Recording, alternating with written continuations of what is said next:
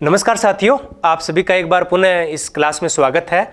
आज हम सामाजिक विचलन पे चर्चा करेंगे। सामाजिक विचलन नेट जेआरएफ और यूपी पीजीटी का एक महत्वपूर्ण टॉपिक है। इसमें अपराध भी शामिल है और आज की क्लास के बारे में दावा करता हूं कि अगर आप पूरी क्लास देखते हो तो कम से कम 3 प्रश्न इस क्लास से परीक्षा में जरूर पूछेंगे, चाहे वो नेट की हो चाहे फिर यूपी पीजीटी की हो।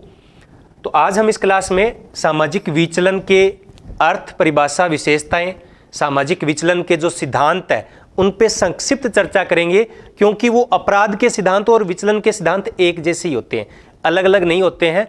तो हम एक एक करके किसी और क्लास में चर्चा करेंगे। तो सामाजिक विचलन के जो सिद्धांत हैं, मुख्य रूप से जो मर्टन का विसंगति का सिद्धांत है, एनोमी सिद्धांत है, उस पर चर्चा करेंगे और महत्वपूर्ण प्रश्न जो इस क्लास से बन सकते हैं पे चर्चा करेंगे। तो पहले बात करते हैं कि सामाजिक विचलन है क्या। तो जैसा कि आप नाम से इसको समझ सकते हो, विचलन, वी का मतलब विपरीत, चलन यानी जो समाज के अंदर चल रहा है। तो समाज के अंदर प्रत्येक समाज के अपने अपने रीति रिवाज, परंपराएं होती है, एक निश्चित व्यवस्था होती है और सब कुछ उसके अनुरूप ही चल रहा होता है। लेकिन कई बार क्या होता है कि लोग उससे हटकर कोई कार्य करते हैं, तो उसको हम फिर विचलन कहते हैं। तो जो भी रीति रिवाज, परंपराएं हैं, अगर सदस्य इनके अनुसार चलते हैं, इनका पालन करते हैं, तो उसको कहते हैं सामाजिक अनुरूपता। उसे क्या कहते हैं? सामाजिक अनुरूपता। और कोई व्यक्ति या समूह इन मापदंडों का उल्लंघन करता है तो उसको कहते हैं सामाजिक विचलन, यानी चलन से हटकर कोई भी कार्य करना। और जो सामाजिक सुधार आंदोलन होते हैं ना, जैसे कि राजा राम मोहन राय ने चलाया था, तो वो भी एक प्रकार का सामाजिक विचलन ही था, क्योंकि उस समय सती प्रथा एक चलन में थी, सामाजिक एक मानदंड बना हुआ था, तो उसने रोकने का प्रयास किया। और इसलिए तत्कालीन जो पंडित थे उन्होंने राजा राम मोहन राय का विरोध किया था, क्योंकि उन्होंने कुछ अलग कार्य किया था। तो विचलन का मतलब ये नहीं है कि हमेशा बुरा ही किया जाए। अगर आप समाज में कुछ अच्छाइयाँ लाना चाहते हो, उसमें परिवर्तन लाना चाहते हो, तो वो भी विचलन की श्रेणी में आएगा। इमाइल दुर्खिम ने पहली बार सामाजिक विसंगति शब्द का प्रयोग किया था, जिसे इन्होंने अनोमी कहा था, प्रतिमानहीनता कहा था। क्या कहा था? प्रतिमानहीनता। अगर हम इनकी परिभाषाओं की बात करें, मैंने क्या कहा था कि अपराध भी एक प्रकार का विचलन है। तो हम यहाँ अपराध एक बहुत अपने आप में बहुत बड़ा टॉपिक है, तो उसको ज़्यादा नहीं ले रहे हैं, केवल विचलन की परिभाषाओं को ही इस क्लास में शामिल कर रहे हैं। जैसे कि रॉबर्ट बेल ने कहा है, रॉबर्ट बेल ने क्या कहा, क्या परिभाषा दी विचलन की, कि समाज में औसत व्यवहार से भिन्नता प्रकट करना। यानी जो औसत व्यवहार किया जा रहा है उससे अगर आप बहुत ज़्यादा भिन्नता, अत्यधिक भिन्न व्यवहार करते हैं तो विचलन की श्रेणी में आता है। इसी प्रकार से हॉर्टन एवं हट ने कहा कि सामाजिक मानदंडों के अनुरूप व्यवहार न करना विचलन कहलाता है। थियोडोरसन ने भी कहा कि विचलन सामाजिक मानदंडों के प्रति विसंगति है, उनके संगत व्यवहार ना करके उनके विपरीत व्यवहार करना है। तो कुछ विशेषताएं हैं, हो सकता है इनसे भी कोई प्रश्न है वो पूछ लिया जाए। जैसे कि किसने कहा कि कोई भी समाज है वो विचलन मुक्त नहीं है, यानी विश्व के सभी समाजों में कम या ज़्यादा मात्रा में विचलन होता ही होता है। तो ये इसकी विशेषता है। और ये विशेषता किसने बताई? इमाइल दुर्खिम ने बताई। इमाइल दुर्खिम ने कहा कि आज तक के इतिहास में कोई ऐसा समाज नहीं है जो पूर्णतः विचलन मुक्त हो या फिर अपराध मुक्त हो। अपराध एक प्रमुख विशेषता है, विचलन एक प्रमुख विशेषता है समाज की। यह समाज सापेक्षित होता है। ये क्या होता है? समाज सापेक्षिक होता है। जैसे कि उदाहरण के तौर पे अपने भारत में लें तो इस्लाम में 4 शादियां हैं, वो कोई विचलन नहीं है, वो कोई विचलन नहीं है। लेकिन अगर कोई हिंदू धर्म में 4 शादियां करता है तो वो विचलन है। यानी प्रत्येक समाज का, प्रत्येक समुदाय का अलग, संप्रदाय का अलग रीति रिवाज होते हैं, मानदंड होते हैं, उनका उल्लंघन, तो समाज सापेक्ष होता है विचलन। दूसरा समय सापेक्ष होता है। क्या होता है? समय सापेक्ष होता है। जैसे अभी हमने किस पे चर्चा की थी? सती प्रथा पे चर्चा की थी। तो मध्यकाल में सती प्रथा कोई सामाजिक विचलन नहीं था, सामाजिक अनुरूपता था। लेकिन अगर आज इस प्रकार की घटना होती है तो वो सामाजिक विचलन होता है। तो ये समय के सापेक्ष भी होता है। ये सामान्य भी हो सकता है, गंभीर भी हो सकता है और मुख्य रूप से माना जाता है कि सामाजिक विचलन है वो समाज के लिए हानिकारक है। तो इससे ज़्यादा प्रश्न नहीं बनेंगे। प्रश्न जो ज़्यादा बनेंगे मैं उन पे अभी आता हूँ। वो प्रश्न बनेंगे विचलन के सिद्धांतों से लेकर।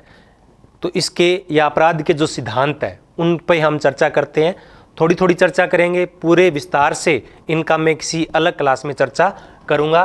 तो इसके सिद्धांत है, पहला है क्लासिकल सिद्धांत, इसे सुखवादी सिद्धांत भी कहते हैं। क्या कहते हैं? सुखवादी सिद्धांत, या इसे शास्त्रीय सिद्धांत भी कहते हैं। क्या कहते हैं? शास्त्रीय सिद्धांत या सुखवादी सिद्धांत। वो कहते हैं कि सामाजिक विचलन क्यों होता है, व्यक्ति है वो सामाजिक मानदंडों के अनुरूप कार्य क्यों नहीं करता है, क्योंकि उसको उन नियमों को तोड़ने में आनंद प्राप्त होता है, उसको सुख प्राप्त होता है। तो वो अपने सुख को बढ़ाने के लिए अपराध करता है या फिर सामाजिक विचलन करता है, उनसे विपरीत व्यवहार करता है। तो ये सिद्धांत किसने दिया? ये महत्वपूर्ण है। इन सिद्धांतों से ही प्रश्न पूछे जाते हैं ज़्यादातर। तो ये सिद्धांत दिया था बेकेरिया ने। किसने दिया? बेकेरिया ने। बेंथम और फेयुरबेक, बेंथम और फेयुरबेक इसके प्रमुख समर्थक हैं। और ये सामाजिक विचलन को समझने का पहला सिद्धांत था। और ये कब अस्तित्व में आया था? बेकेरिया ने ये कब दिया था? 1964 में दिया था ये सिद्धांत। जैविकीय सिद्धांत, यह सिद्धांत लोम्ब्रोसो ने दिया था। किसने दिया था जैविकीय सिद्धांत? सबसे पहली बार किसने दिया? लोम्ब्रोसो ने दिया। इसके अनुसार विचलन इसलिए नहीं होता कि समाज में कुछ गलती है, विचलन इसलिए उत्पन्न होता है कि कुछ व्यक्ति ऐसे होते हैं, जन्मजात ऐसे होते हैं। इनका एक प्रसिद्ध वाक्य है कि अपराधी जन्मजात होते हैं, यानी जन्म से ही अपराधी बनते हैं। जन्म के समय से ही तय हो जाता है कि कौन अपराधी बनेगा, कौन नहीं बनेगा। तो जैविकीय सिद्धांत कहता है कि अपराधी जन्मजात होते हैं। लोम्ब्रोसो ने यह सिद्धांत दिया था। फेरी और गारोफोलो इसके प्रमुख समर्थक थे। 1876 में यह सिद्धांत है वो दिया था। आगे है शारीरिक रचना सिद्धांत या शारीरिक बनावट का सिद्धांत। तो यह सिद्धांत है वो सेल्डन ने दिया था 1940 में। यह सिद्धांत किसने दिया था? सेल्डन ने दिया था 1940 में। इसमें उन्होंने कहा था कि शारीरिक कुछ बनावट ही होती है। इस टाइप के जो लोग होते हैं वो समाज के मानदंडों के विरुद्ध कार्य करते हैं, मुख्य रूप से क्राइम वो करते हैं। तो इन्होंने कुल 3 प्रकार की शारीरिक बनावट बताई थी। एक लंबे कद के, एक ठिगने कद के। तो उन्होंने कहा था कि जो गोलाकार आकृति होती है, रचना होती है, और जो ठिगने कद के होते हैं उनकी हाइट ज़्यादा नहीं होती है, वो क्या होते हैं? अपराध ज़्यादा करते हैं। और आमतौर पे ऐसा देखा भी जाता है सेल्डन के अनुसार। आगे है मनोवैज्ञानिक सिद्धांत। कौन सा सिद्धांत है? मनोवैज्ञानिक सिद्धांत। मनोवैज्ञानिक सिद्धांत गोगार्ड ने दिया था। ये कहते हैं कि कुछ शारीरिक बनावट से या जैविक संरचना से कुछ नहीं होता, लोगों की मानसिक बनावट ही ऐसी होती है, कुछ उनकी मनोस्थिति ही ऐसी होती है, उस प्रकार के व्यक्ति ही सामाजिक विचलन करते हैं। यह सिद्धांत 1919 में दिया था। एक और प्रमुख सिद्धांत है जिस पे सबसे ज़्यादा चर्चा होती है, मनोविश्लेषणात्मक सिद्धांत। यह सिद्धांत सिगमंड फ्रायड ने दिया था। यह सिद्धांत किसने दिया था? सिगमंड फ्रायड ने दिया था। इनका एक पूरा का पूरा सिद्धांत है जो समाजीकरण के दौरान भी आता है। वहाँ पे समाजीकरण वाले पे इस पे विस्तार से चर्चा की गई है। और जब हम इनके सिद्धांतों पे और कभी चर्चा करेंगे तो और ज़्यादा डिटेल में चेक करेंगे। इन्होंने 3 बताए थे, ईड, ईगो और सुपर ईगो। क्या बताया था? ईड, ईगो और सुपर ईगो। तो उन्होंने ईड को मन माना था। जब मन व्यक्ति का ज़्यादा प्रभावी हो जाता है और वो सुपर ईगो यानी समाज के जो मानदंड है उनका पालन नहीं करवा पाता है, तब विचलित व्यवहार करता है। अब्राहम सेन इसके प्रमुख समर्थक हैं। 1955 में यह सिद्धांत अस्तित्व में आया था। आगे है भौगोलिक सिद्धांत। भौगोलिक सिद्धांत क्या कहता है? ये अपनी अलग ही बात कहता है कि ना तो मानसिक स्थिति के कारण अपराध होते हैं या विचलन होता है, ना शारीरिक बनावट के कारण होता है, ना सुखवादी सिद्धांत के अनुसार। जो भौगोलिक स्थितियां होती है वो इसके लिए जिम्मेवार होते हैं। वो कहते हैं कि ठंडे जब प्रदेश होते हैं जब ठंडे प्रदेश होते हैं तो उनमें मारपीट वाले जो अपराध होते हैं वो कम होते हैं, और जो चोरी के हैं, चोरी के अपराध है वो ज़्यादा होते हैं। इसी प्रकार से इन्होंने, मोंटेस्क्यू ने ये सिद्धांत दिया था। इसमें उन्होंने कहा था कि जैसे जैसे हम ध्रुवों से भूमध्य रेखा की ओर बढ़ते हैं शारीरिक अपराध अधिक होते हैं। ये सिद्धांत क्वेटलेट ने भी दिया था कि भौगोलिक पर्यावरण ऐसा होता है, जलवायु ऐसी होती है जो अपराध के लिए उत्तरदायी होती है। ये सिद्धांत इन्होंने 1904 में दिया था। आपराधिक उपसंस्कृति का सिद्धांत ये कोहेन ने दिया था। इन्होंने कहा था कि प्रत्येक समाज में कुछ ऐसे लोग होते हैं जो समाज की मूल संस्कृति को स्वीकार नहीं करते हैं। वो क्या करते हैं, अपनी अलग ही संस्कृति विकसित कर लेते हैं। उसको कहते हैं आपराधिक उपसंस्कृति। प्रत्येक समाज के अंदर कुछ ऐसा क्षेत्र होता है, आपराधिक क्षेत्र का सिद्धांत कहते हैं उसको, लेकिन ये भी उपसंस्कृति सिद्धांत भी क्षेत्र से ही जुड़ा हुआ सिद्धांत है। तो कुछ ऐसा क्षेत्र होता है जो समाज की सामान्य संस्कृति को नहीं मानते हैं, उसको हिप्पी संस्कृति कहते हैं। क्या कहते हैं, हिप्पी संस्कृति। तो उस प्रकार के जो लोग होते हैं वो अपराध को अंजाम देते हैं या सामाजिक मानदंड होते हैं उनका उल्लंघन करते हैं। वो अपने अलग ही मानदंड विकसित कर लेते हैं। लेबलिंग सिद्धांत क्या है, लेबलिंग सिद्धांत हार्वर्ड बेकर, ये भी काफ़ी फेमस सिद्धांत रहा है हार्वर्ड बेकर का लेबल। इसमें क्या होता है कि व्यक्ति पर लेबल लगा दिया जाता है कि ये विचलित व्यक्ति है, ये अपराधी व्यक्ति है। ये सिद्धांत इन्होंने 1963 में दिया था। तो कहते हैं लेबल लग जाता है किसी पे कि ये, और उस कारण से वो क्या है, फिर समाज के मानदंडों का उल्लंघन करना शुरू कर देता है। लेकिन हार्वर्ड बेकर ये नहीं बताते हैं कि पहली बार लेबल लगता क्यों है उस पे, सभी पे तो नहीं लगता, उसी पे क्यों लगता है। एक सिद्धांत है विभिन्न संपर्क सिद्धांत, या इसको हम प्रमुख रूप से समाजशास्त्रीय सिद्धांत भी कहते हैं। इसको क्या कहते हैं, विभिन्न संपर्क सिद्धांत। सदरलैंड ने ये दिया था, इसे समाजशास्त्रीय सिद्धांत भी कहते हैं। 1939 में है सिद्धांत इन्होंने दिया था। तो इसमें वो कहते हैं कि अपराधी होता है, जो विचलित व्यक्ति होता है, वो क्या होता है, वो जन्मजात नहीं होता है, ना ही भौगोलिक कारणों से वो अपराधी बनता है, ना ही वो किसी और कारण से उसकी मनोस्थिति होती है।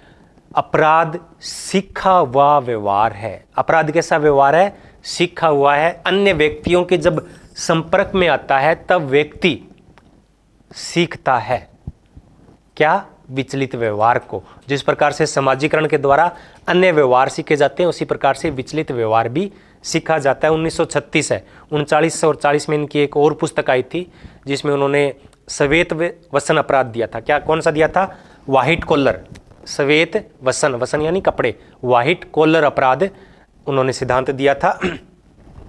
विभिन्न अवसर सिद्धांत, विभिन्न अवसर सिद्धांत ये कहते हैं कि कुछ लोगों को अवसर मिलता है विचलित व्यवहार करने का, अपराध करने का।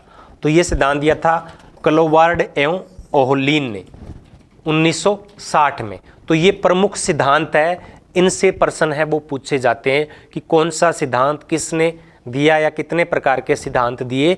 अब इस क्लास के अंत में जब चर्चा करेंगे तब आपको पता चलेगा कि किस प्रकार से इनसे प्रश्न पूछे जाते हैं। आगे है मर्टन का मानक शून्यता या प्रतिमानहीनता या अनोमी सिद्धांत। मर्टन ने सामाजिक विचलन पर काफ़ी विस्तार से लिखा है।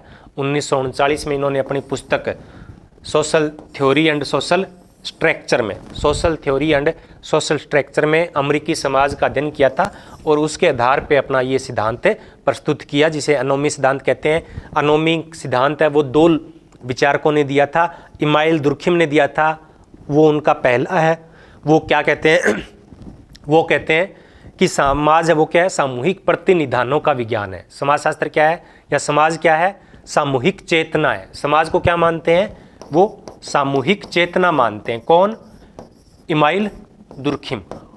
या सामूहिक व्यवस्था है, और सामूहिक व्यवस्था में सबके जो व्यवहार होते हैं वो सामूहिक ही होते हैं, और इनसे कोई हटकर कोई कार्य करता है तो वो क्या है? प्रतिमानहीनता है। तो पहला उन्होंने दिया था। दूसरा सिद्धांत है वो मर्टन ने दिया था। मर्टन ने इस सिद्धांत में दो बातें मुख्य रूप से बताई है।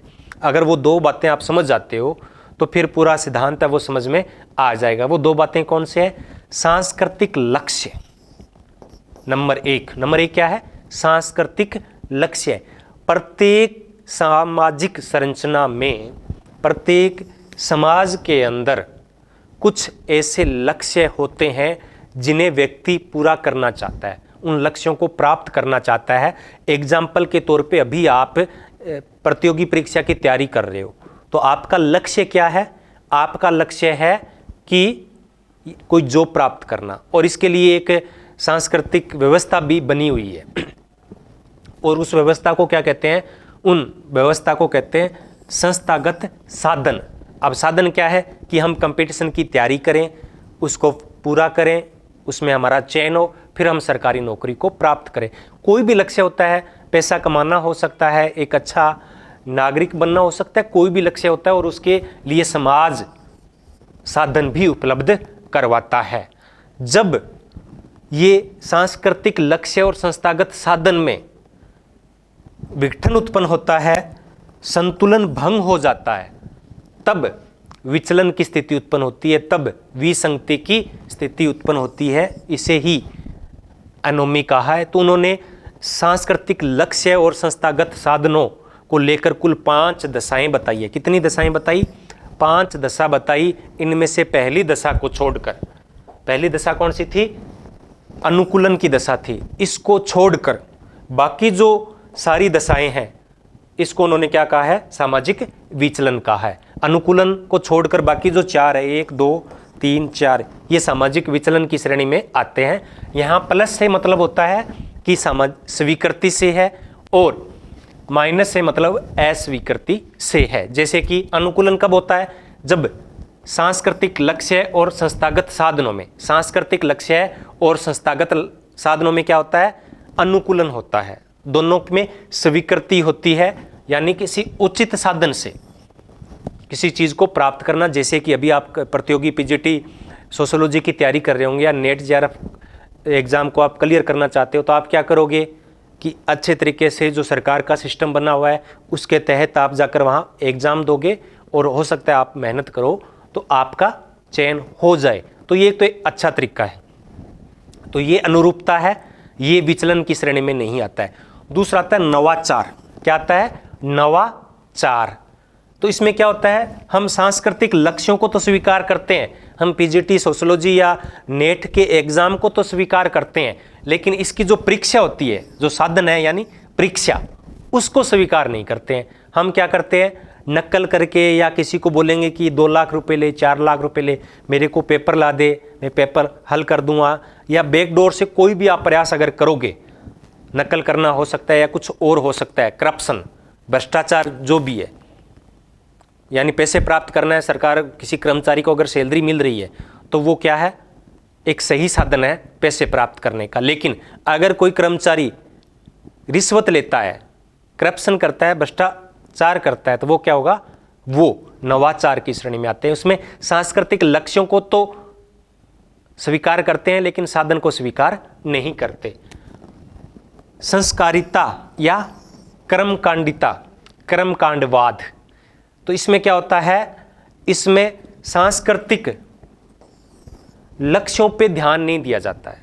जो लक्ष्य होते हैं उन पे ध्यान नहीं दिया जाता है। एक सरकारी कर्मचारी का लक्ष्य क्या होता है कि जो भी परिवादी उसके पास आता है, जो भी काम उसके पास आता है, वो उसको पूरा करे, लेकिन वो पूरा करने पे तो जोर नहीं देता है। लेकिन जो साधन होते हैं ना, उन पे बड़ा ध्यान देता है। वो नियम लेके बैठ जाएगा, देखो जी ये नियम है, इसकी वजह से आपका काम अटका हुआ है।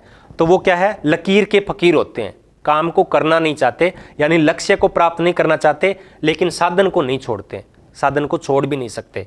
तो इसको कहते हैं संस्कारिता या कर्मकांडवाद। एक होता है पलायनवादिता या प्रत्यावर्तन, पलायन करना।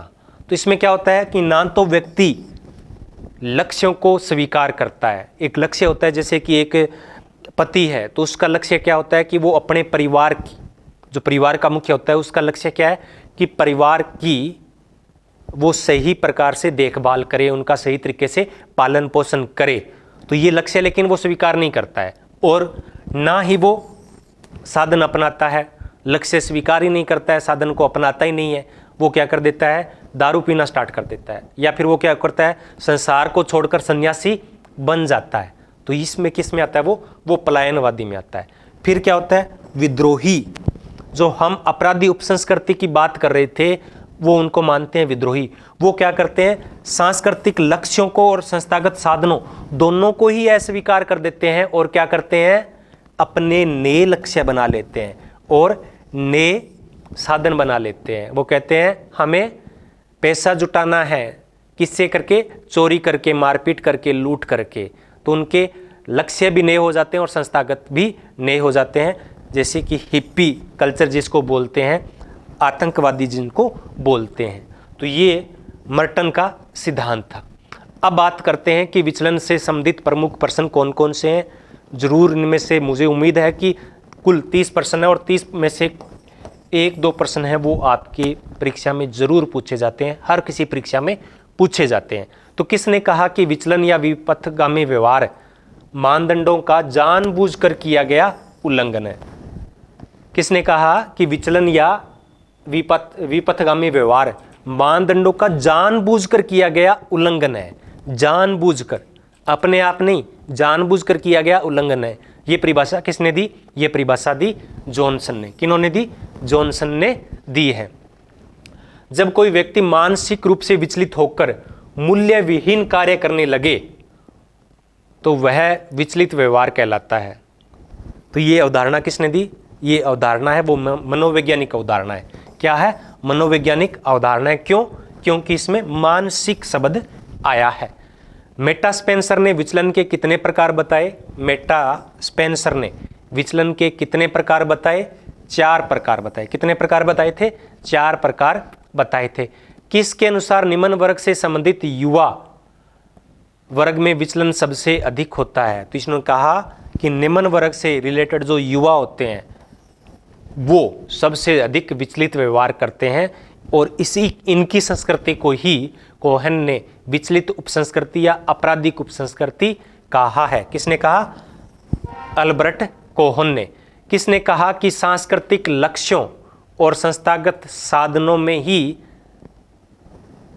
असंतुलन आना विचलन कहलाता है? तो ये किसने कहा? मर्टन ने कहा। जी अभी हमने चर्चा की है।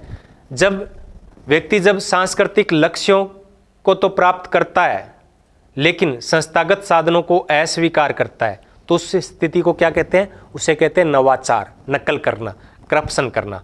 सांस्कृतिक लक्ष्य तो स्वीकार कर लेता है लेकिन संस्थागत जो साधन है उनको स्वीकार नहीं करता है। व्यक्ति अपराध करता है जैविकता या आनुवांशिकता के आधार पर नहीं करता, बल्कि सामाजिक परिस्थितियों के कारण करता है। यानी जन्म से ही कोई अपराधी नहीं होता है, वो समाज में ही उसको सीखता है। ये किसने कहा? ये सदरलैंड ने कहा। किस सिद्धांत को एटाविस्टिक सिद्धांत कहा जाता है? किस सिद्धांत को एटाविस्टिक सिद्धांत कहा जाता है? तो जैविक सिद्धांत को। किसको? जैविक सिद्धांत को। बेकर के लेबलिंग सिद्धांत का समर्थन किसने किया? लेबलिंग जो सिद्धांत है हार्वर्ड बेकर का, इसका समर्थन किसने किया? लेमर्ट ने किया था। किसने किया? लेमर्ट ने 2 प्रकार के विचलन बताए थे, वो अभी आगे आएंगे। किसने कहा कि अपराध सीखा हुआ व्यवहार है? तो सदरलैंड। किसने अपराध को समाज के लिए सेफ्टी वॉल्व या वार्निंग डिवाइस कहा था कि अगर बहुत ज़्यादा विचलित व्यवहार होने लगा है तो समझ जाइए कि समाज में कुछ बुरा घटित होने वाला है। तो इसलिए ये क्या होते हैं, पहले से आगाह कर देते हैं। जैसे सेफ्टी वॉल्व होता है ना कुकर के अंदर, वो पहले से ही आगाह कर देता है कि सब्जी अब पकने वाली है। तो यह वार्निंग डिवाइस है। तो अल्बर्ट कोहन ने। प्राथमिक और द्वितीयक विचलन की अवधारणा किसने दी? एडविन लेमर्ट ने। किसने? एडविन लेमर्ट ने दी। प्राथमिक विचलन जो पहली बार विचलित करता है, फिर उसके ऊपर क्या लगता है, उसका ठप्पा लग जाता है, क्या लग जाता है, लेबल लग जाता है कि अपराधी है। फिर वो अगर अपराध करता है, फिर वो अगर कोई विचलित व्यवहार करता है, तो वो फिर क्या होगा, वो द्वितीयक विचलन की श्रेणी में आएगा। यानी किसी को कह दिया कि इसने चोरी की है, उस पर लेबल लग गया, फिर वो कहता है कि हाँ चोरी का इल्जाम तो लग ही चुका है, समाज मुझे चोरी मान रहा है, तो क्यों ना मैं चोरी ही करना शुरू कर दूं। किसने लेबल को स्टिग्मा या कलंक कहा है, भी कलंक है ये उसके ऊपर लग जाता है, एक ठप्पा उस पर लग गया है, स्टिग्मा। तो इरविन गोफमैन ने, किसने कहा, गोफमैन ने। आगे है क्लोवार्ड एवं ओहलीन ने डेलिक्वेंट गैंग में श्रमिक वर्ग के कितने प्रकार की उपसंस्कृति का वर्णन किया। क्लोवार्ड एवं ओहलीन ने श्रमिक वर्ग में कितने प्रकार की उपसंस्कृति का वर्णन किया, तो 3 प्रकार की उपसंस्कृति बताइए। 3 प्रकार की उपसंस्कृति, एक आपराधिक उपसंस्कृति, दूसरी संघर्ष उपसंस्कृति, तीसरी पलायनवादी उपसंस्कृति। तो 3 प्रकार की उपसंस्कृति का वर्णन है वो क्लोवार्ड एवं ओहलीन ने किया। कौन सा संप्रदाय विचलन के लिए पारिस्थितिकी यानी परिस्थितियां हैं, भौगोलिक जो क्षेत्र है, ये उसको हम कहेंगे कि सूक्ष्म स्तरीय दृष्टिकोण अपनाता है, तो है शिकागो संप्रदाय। ये महत्वपूर्ण है। शिकागो संप्रदाय है वो पारिस्थितिकी अध्ययन के लिए जाना जाता है। किसने निम्न वर्ग की उपसंस्कृति का सिद्धांत दिया, निम्न वर्ग की उपसंस्कृति का सिद्धांत दिया वाल्टर मिलर ने। किसने दिया, वाल्टर मिलर ने दिया। अपराध को 2 भागों में, साधारण अपराध नंबर 1, साधारण अपराध और जघन्य अपराध यानी गंभीर अपराध किसने बताए, सदरलैंड ने बताए। किसने बताए, सदरलैंड ने। अति अनुरूपता भी विचलन का एक मुख्य कारण है। अति अनुरूपता यानी समाज के अंदर इतनी सामाजिक व्यवस्था हावी हो जाता है कि व्यक्ति उससे इधर उधर हो ही नहीं सकता। यानी किसी व्यक्ति पर अगर अत्यधिक पाबंदी लगाई जाएगी तो वो भी फिर क्या है, एक दिन उस व्यवस्था से तंग आकर विचलित व्यवहार करेगा। तो ये अति अनुरूपता भी विचलन का एक प्रमुख कारण है। ये किसने कहा, ये रॉबर्ट विलियम ने कहा। व्हाइट कॉलर अपराध की अवधारणा सर्वप्रथम किसने दी, सदरलैंड ने दी। किसने दी, सदरलैंड ने दी। डेलिक्वेंट बॉय की अवधारणा किसने दी, ये पुस्तक का नाम है, कोहेन की पुस्तक का नाम है। Street corner society, street corner society पुस्तक के रचनाकार कौन है, कौन है, व्हाइट, विलियम एफ व्हाइट ने ये पुस्तक लिखी है, street corner society. Outsiders, outsiders ये पुस्तक किनकी है, ये हावर्ड बेकर की है। किनकी है, हावर्ड बेकर की है। समाज की संस्कृति एवं संरचना ही विचलन उत्पन्न करती है। समाज की संस्कृति एवं संरचना ही विचलन उत्पन्न करती है, किसने कहा, ये कोहेन ने कहा है। किसने कहा कि ज्यों ज्यों हम भूमध्य रेखा की तरफ बढ़ते हैं वैसे वैसे अपराध है वो बढ़ते जाते हैं। किसने कहा, मोंटेस्क्यू ने कहा। किसने कहा, मोंटेस्क्यू ने। विभिन्न संपर्क सिद्धांत या विभेदक संपर्क सिद्धांत किसने प्रस्तुत किया, किसने प्रस्तुत किया, सदरलैंड ने किया था। और कब, 1939 में। इसे संपर्क सिद्धांत या विभेदक संपर्क सिद्धांत कहते हैं या सामाजिक सिद्धांत भी कहते हैं। किसने अपराध, किसने कहा कि अपराध जीवन का एक सामान्य एवं अनिवार्य पहलू है, यानी अपराध या विचलित व्यवहार एक क्या है, सामान्य बात है और अनिवार्य पहलू है। इमाइल दुर्खिम ने। किसने कहा, इमाइल दुर्खिम ने। आगे है, किसने कहा कि अपराधी है वो जन्मजात होते हैं, लोम्ब्रोसो ने कहा। प्रतिकूल आत्मधारणा, प्रतिकूल आत्मधारणा की जो सिद्धांत है, थियरी है, वो किसने दी, वाल्टर रेकलेस ने। किसने दी, वाल्टर रेकलेस ने। प्रत्यक्षवादी सिद्धांत, जो जैविकीय सिद्धांत है उसको क्या कहते हैं, प्रत्यक्षवादी सिद्धांत भी कहते हैं। उसके कौन है प्रतिपादक, लोम्ब्रोसो है, फेरी है और गोरफोलो है। ये जितने सिद्धांत है उन पे एक अलग से क्लास होगी, काफ़ी लंबी क्लास होगी, और उसमें हम प्रत्येक सिद्धांत पे अलग से विस्तार से चर्चा करेंगे। तो अगर ये आपको क्लास पसंद आई हो तो लाइक, शेयर और सब्सक्राइब जरूर करें। धन्यवाद।